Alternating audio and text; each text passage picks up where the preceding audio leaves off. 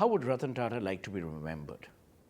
Very quickly, what I said earlier, I'd like to be remembered as a person who made a difference. Not anything more, not anything less. You're active on social media. You're on Twitter. You're now also on Instagram. Are you enjoying that experience? And you said previously that there's nowhere to escape from the virus and from the pandemic. But with the vaccination and hopefully with the world opening up, where would you like to escape to? If I think about how would I like to be remembered, Mm. I would like to be remembered as a person who was able to make a change, uh, who is able to be responsible for some change in the way we looked at things. What that might be spelt out as, I can't really say, because I have a feeling that that's going to just happen one day, where you become the innovator of something that people have talked about and not done. And you have found that little alley that enables you to do something which people thought was unviable and not possible. That would be an immensely um, exciting area to be in.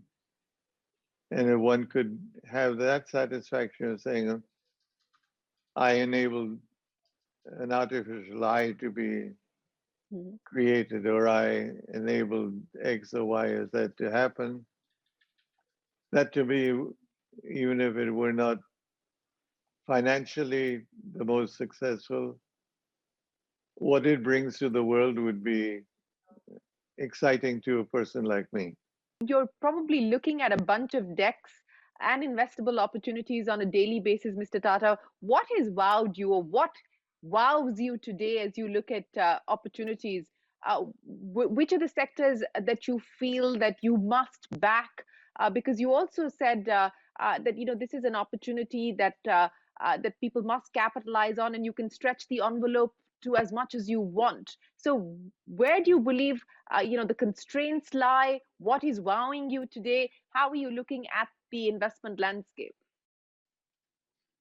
Well, I think first of all, you have to accept that you're going to have a choice of, let's say, 10 companies, of which 8 are going to fail. Uh, they may fail for lack of investment, they may fail for a mistaken element, but that they're not going to be highly successful. And that's not going to turn you away from looking at enterprises, that you're going to continue the quest to do so, because 2 or 3 out of 10 are going to succeed. Or you hope that your vision enables them to succeed. Uh, there's no pro forma that tells you that if you go down this checklist, that you're going to be backing a winning company. One may be in healthcare, one may be in life science.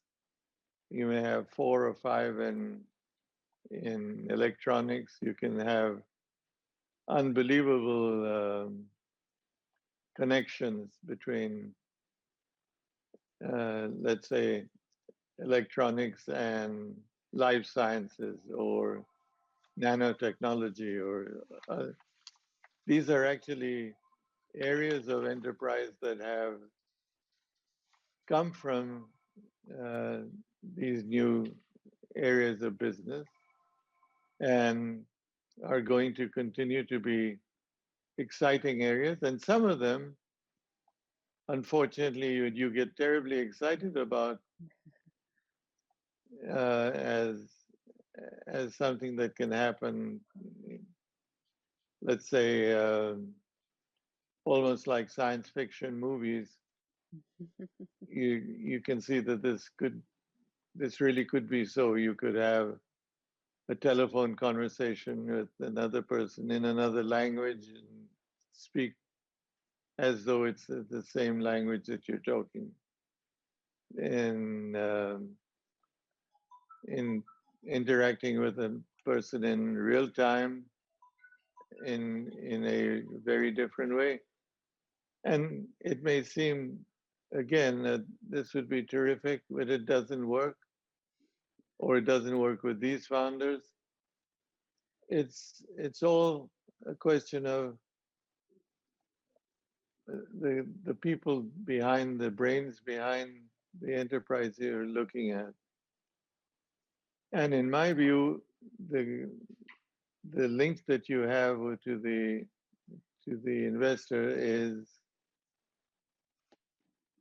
do you give that investor the chance to play out that role model that he wants to, or are you going to constrain and try to second guess him as you go along?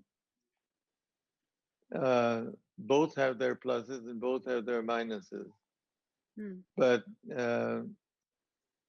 the entrepreneur who enjoys the trust and the confidence and the excitement in a new venture is going to be more successful, or should be more successful, than the other one who's trying to use his vast knowledge and his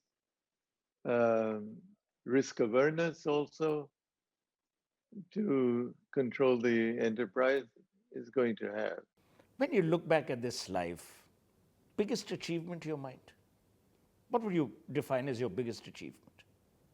I really wouldn't be able to define that. There have been many moments which make one feel a sense of great satisfaction, and there have been a few times when it's almost despair. So then I won't ask you which was your most despaired moment, as it were.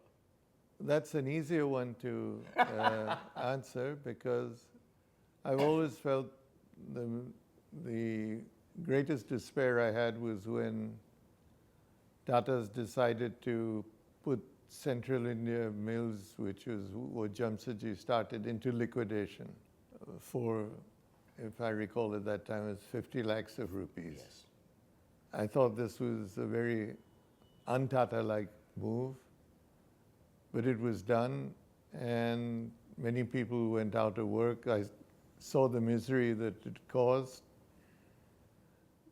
Blue-collared workers got taken care of by the government, but the officers of the company really suffered, and that's remained in my heart as something that was a moment of. Next year, and I know you don't like anniversaries, but next year, the House of Tata will turn 150.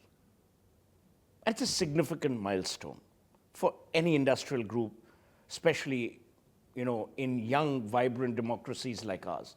What are your thoughts about that? Well, I'm very happy to see that we've held together for that period of time. And many companies disintegrate in that kind of period, or are just a tombstone. And I think we should do everything we can to preserve it and to continue that. As I said earlier, the group may change. It may look different in the next 30 years, 50 years, but it should embody the same values and the same ethical standards that it has had. Should never forget that most of its earnings go to philanthropy, not in the pockets of founders and leaders, and that it's doing something for the common good of mankind. I think that's very satisfying if that were to happen.